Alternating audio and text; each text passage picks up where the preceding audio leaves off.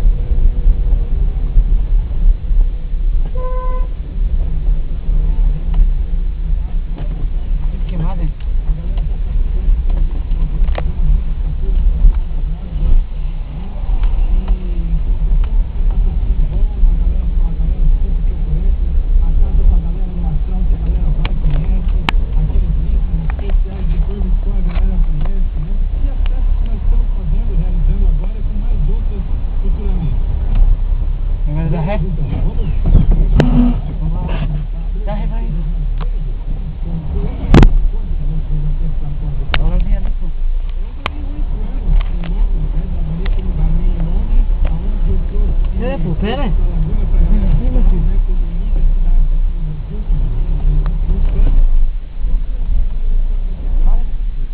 Fogo o carro. Fogo o carro, gente. Ó. Gata mais deu.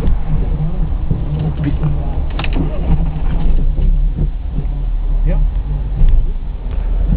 Não engata nada embaixo. Tem gata tu? Tá aprendendo não é eu. Olha aí, tu deixa a marcha toda dura, cara. Olha aí, não quer nem... Olha aí. Tu que é burro, meu filho, vai, Ó, não quer nem engatar, meu filho, não quer ir pra frente. Ô rapaz, olha aí que tu fizesse na marcha. Não sabe nem mexer numa marcha, cara. Vai, esperto, vai. Olha isso aí de mão. Esqueci de freio de mão ainda, belo motorista. Olha aí, ó. Ó, engata você primeiro, engata. Engata você primeiro, engata. Ó, viu? Então, como é que eu não consigo? Tu que sabe, então.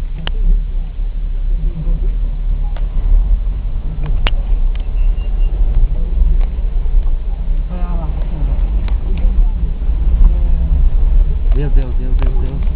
Vamos engatar na segunda, né? Vamos na segunda?